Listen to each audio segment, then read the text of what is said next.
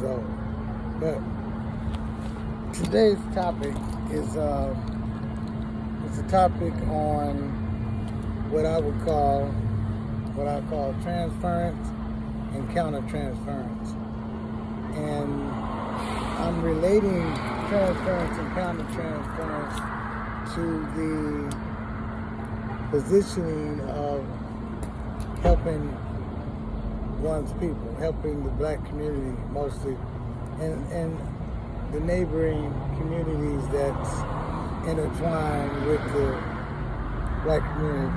And transference is a heck of a thing.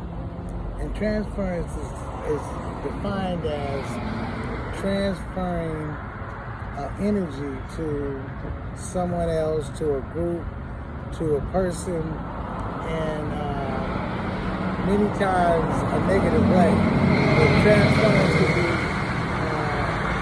a desired positive way when we transfer our feelings towards someone else. But transferring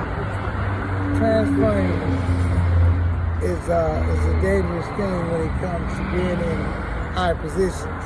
You know, a position like myself, which is a high position as a counselor.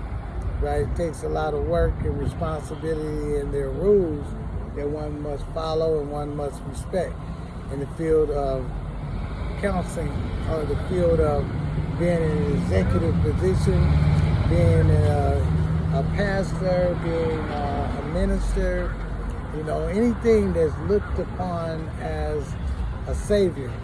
You know, even a nurse has to abide by the many rules of transference and countertransference. And this is the topic we're dealing with: transference and countertransference.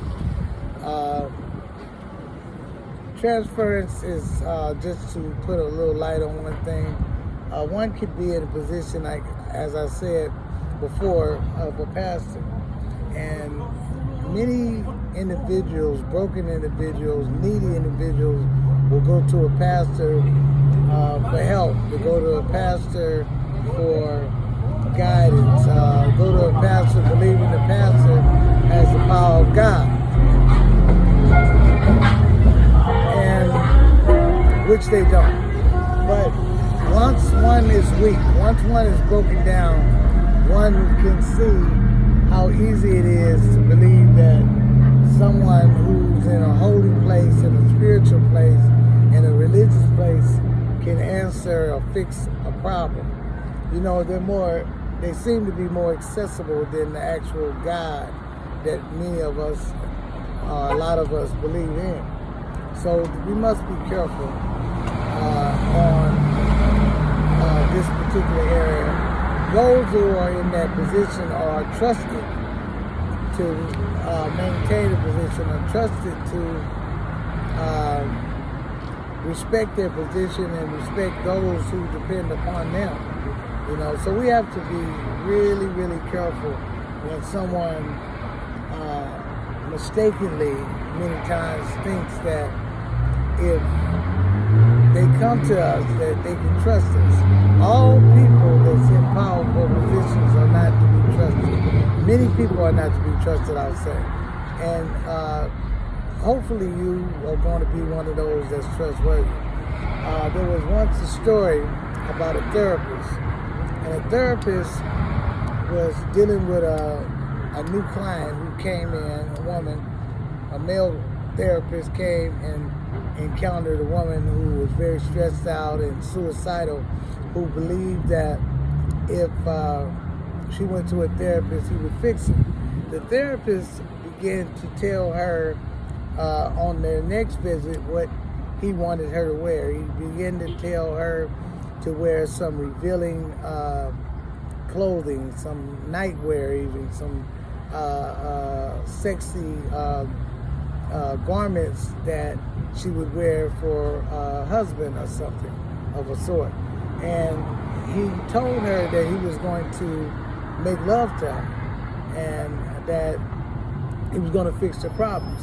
Now, as the weeks carried on and she came for visits, they indulged in sexual Sir. sexual activities, sexual favors or whatever, and it got into some attachments, some clinging and things like that. The therapist then found herself not answering her calls when she called.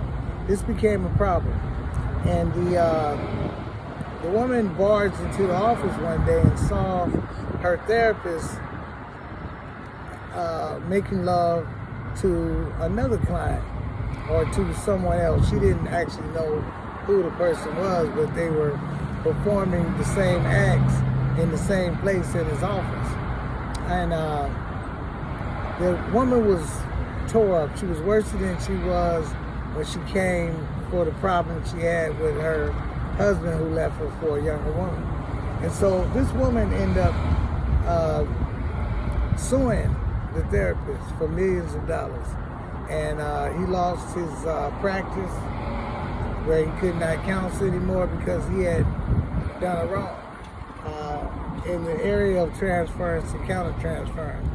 Just because someone may desire a professional doesn't mean the professional desires them back and takes it out of context and puts their relationship in a different box, in a personal box, you know. So this is why many people have to be licensed.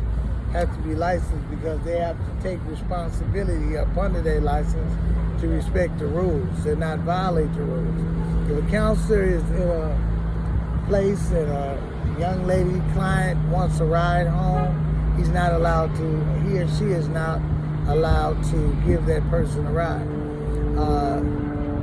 outside of the working relationship that they have at the facility. So be very careful, even if someone was to give the professional a compliment. Be very careful on how you respond back to the compliment. You know, one should say no more than thank you and keep it short. Complimenting back can be dangerous, can be trouble.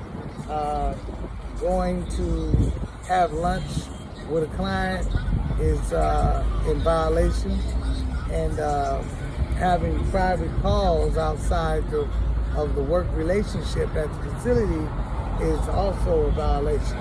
So one must, before going into the field of taking care of other people, you must check your own self out. You must check your motives out, and don't go into a situation being as needy as the client, because the client is not there to fix you. You are there to help straighten them out and help guide them in the right direction where they can get better. So one must know these things, and one must also know before hiring different people to work in your facility, you should make sure you do background checks before you speak and tell others that you might need assistance from, you might need a loan from, you might need support from a financial institution. And before you ask for money for your program, you must also know who is on your team, because that's a black eye that can have your facility and your program crash by not knowing exactly who you're dealing with. Many of us can talk a good game. We can all talk a good game. Many of us believe we have the answer until the day of the test, right? And we think we have all the answers. But one finds out later, many times, that we don't have the answer.